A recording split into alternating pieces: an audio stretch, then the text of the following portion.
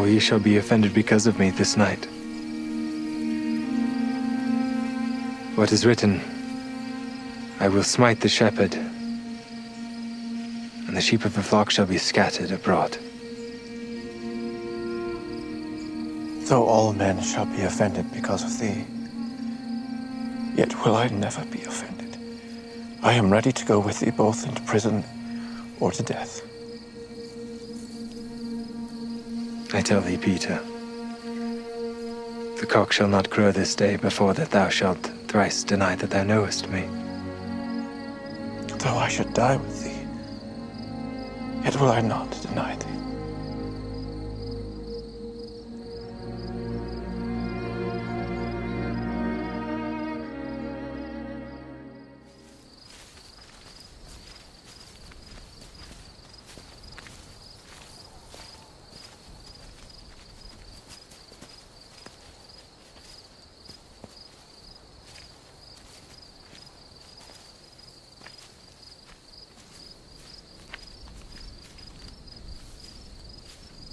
My soul is exceeding sorrowful, even unto death.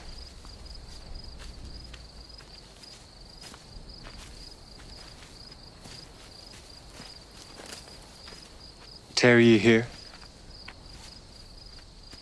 and watch with me.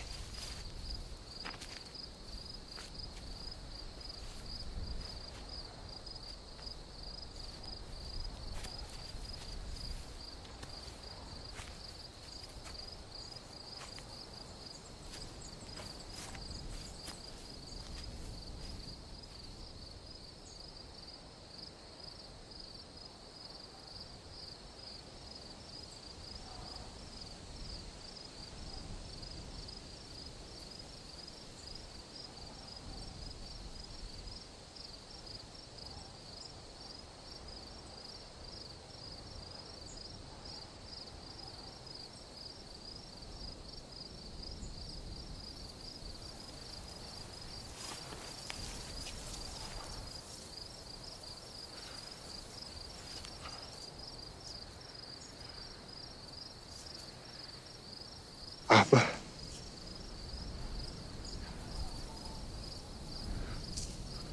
Father.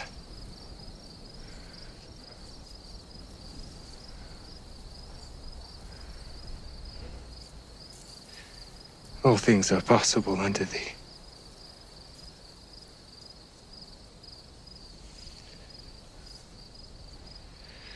Take away this cup from me.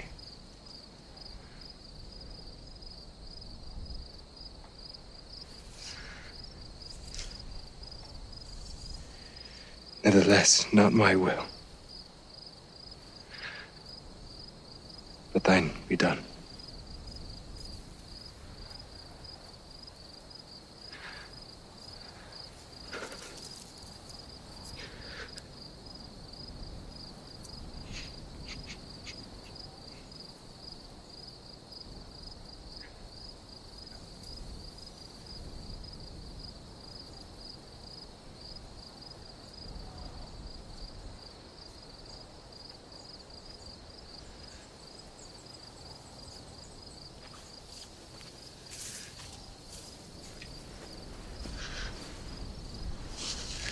Sleepest thou?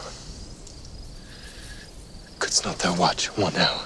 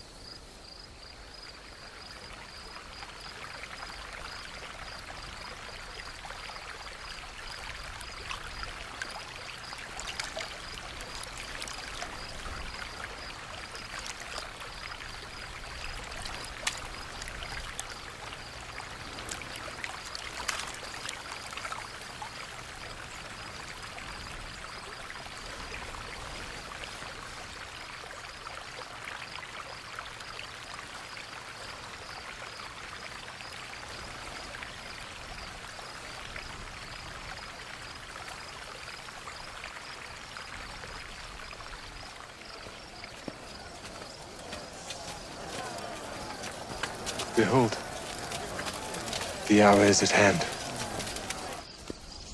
and the Son of Man is betrayed into the hands of sinners.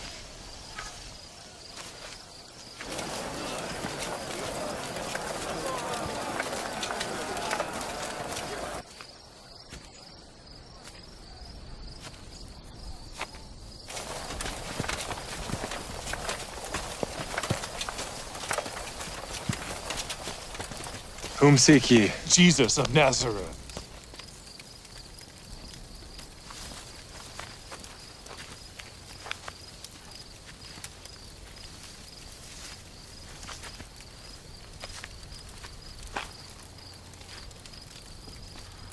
Master.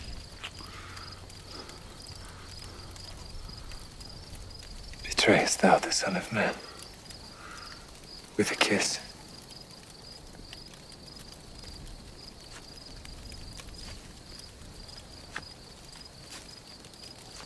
I have told you that I am he. If therefore ye seek me, let these go their way, that the saying might be fulfilled which he spake, of them which I have given thee, have I lost none.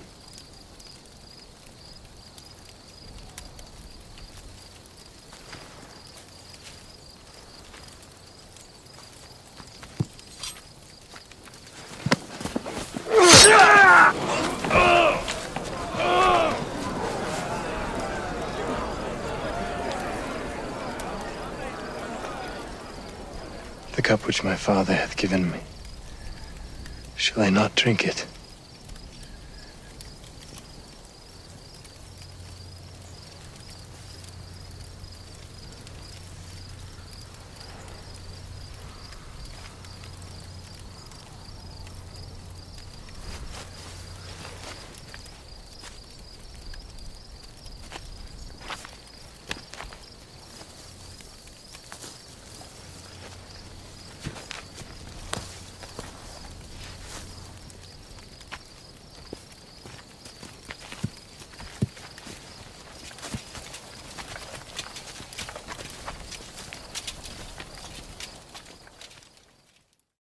Matthew 26, verse 1. When Jesus had finished all these sayings, he said to his disciples, "You know that after 2 days the Passover is coming, and the Son of Man will be delivered up to be crucified."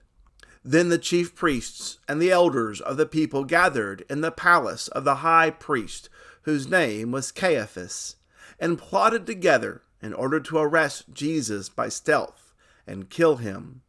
But they said, "Not during the feast, lest there be an uproar among the people." Verse 6. Now when Jesus was at Bethany, in the house of Simon the leper, a woman came up to him with an alabaster flask of very expensive ointment, and she poured it on his head as he reclined at table. And when the disciples saw it, they were indignant, saying, "Why this waste? For this could have been sold for a large sum and given to the poor." But Jesus, aware of this, said to them, "Why do you trouble the woman? For she has done a beautiful thing to me. For you will always have the poor with you, but you will not always have me. In pouring this ointment on my body, she has done it to prepare me for burial. Truly I say to you, wherever this gospel is proclaimed in the whole world, what she has done will also be told in memory of her." Verse 14. Then one of the 12, whose name was Judas Iscariot, went to the chief priests and said, "What will you give me if I deliver him over to you?" And they paid him 30 pieces of silver, and from that moment he sought an opportunity to betray him. Now on the first day of the unleavened bread, the disciples came to Jesus, saying, "Where will you have us prepare for you to eat the Passover?" He said, "Go into the city to a certain man and say to him, 'The teacher says, my time is at hand. I will keep the Passover at your house with my disciples.'" And the disciples did as Jesus had directed them, and they prepared the Passover. When it was evening, he reclined at table with the 12. And as they were eating, he said, "Truly I say to you, one of you will betray me." And they were very sorrowful, and began to say to him one after another, "Is it I, Lord?" He answered, "He who has dipped his hand in the dish with me will betray me. The Son of Man goes, as it is written of him.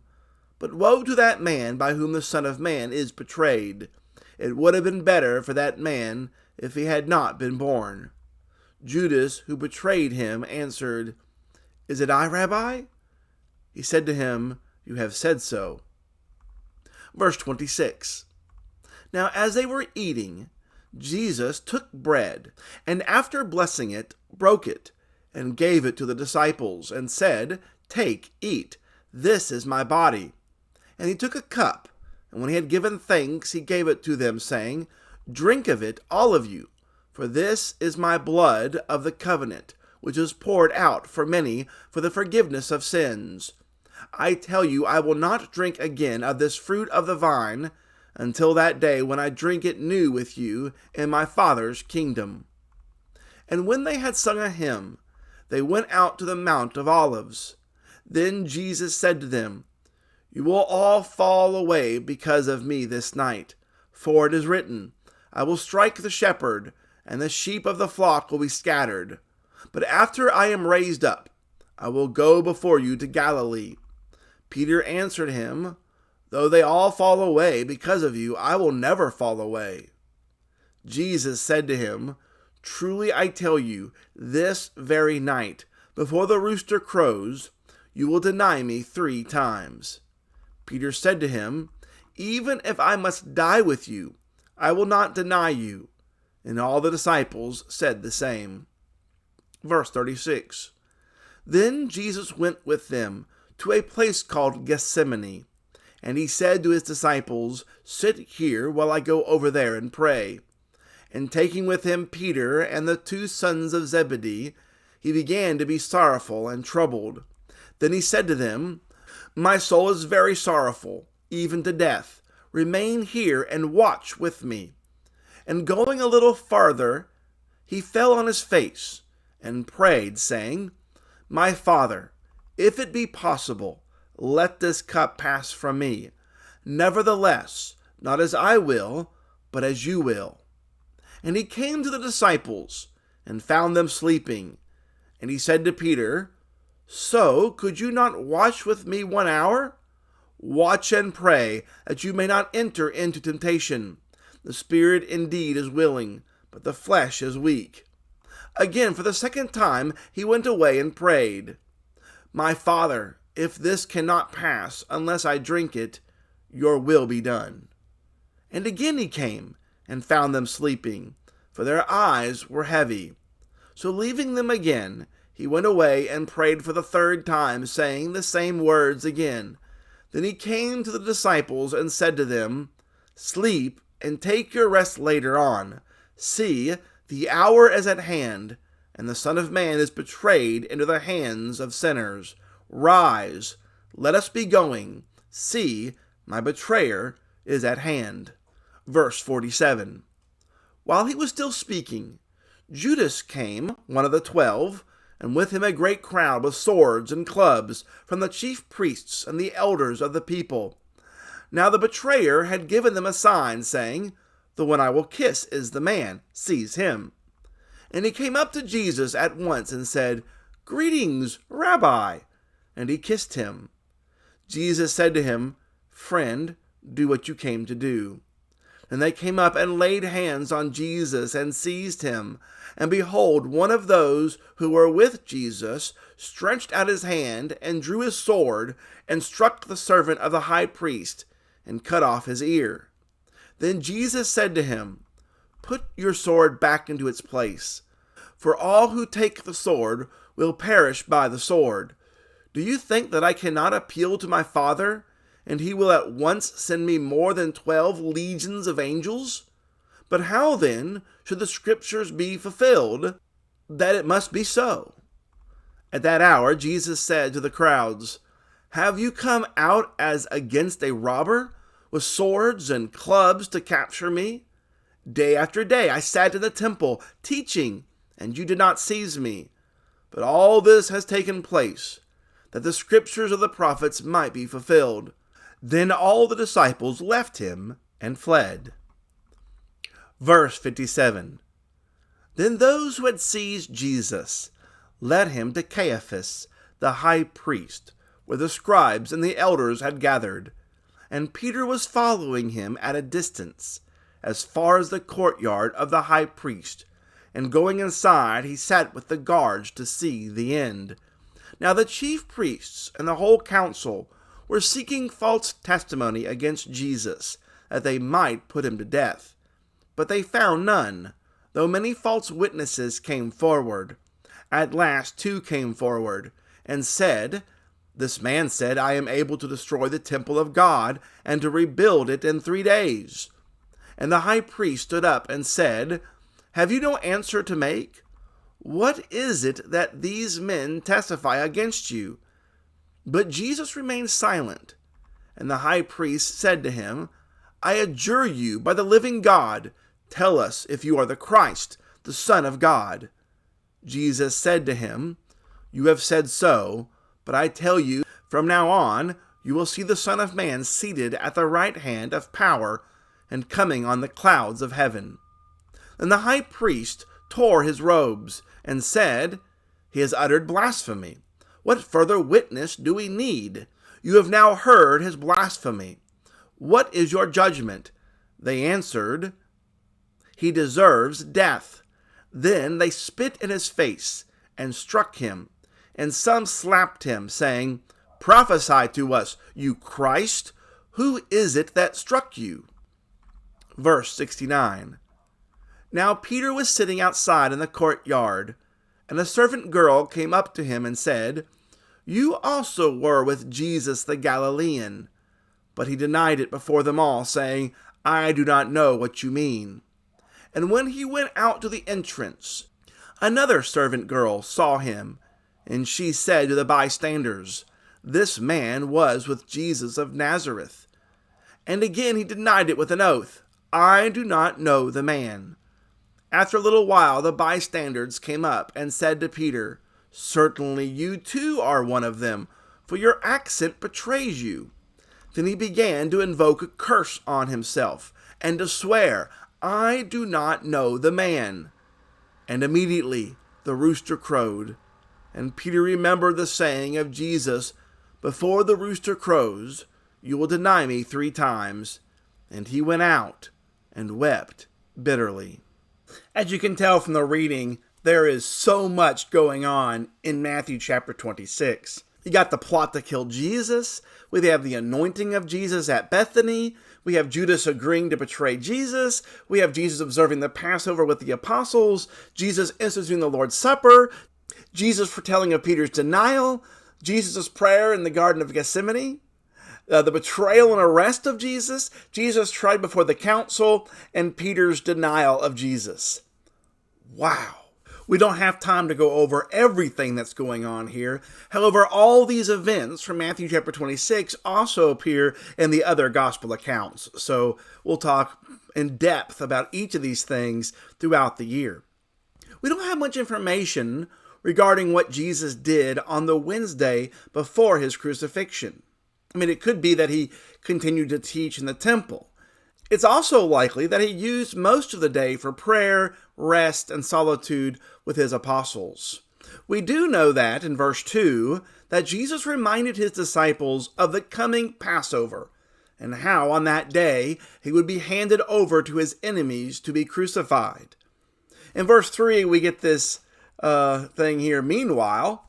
Well, meanwhile, the chief priests and elders were gathering together in the courtyard of the high priest, plotting how they would seize Jesus and put him to death.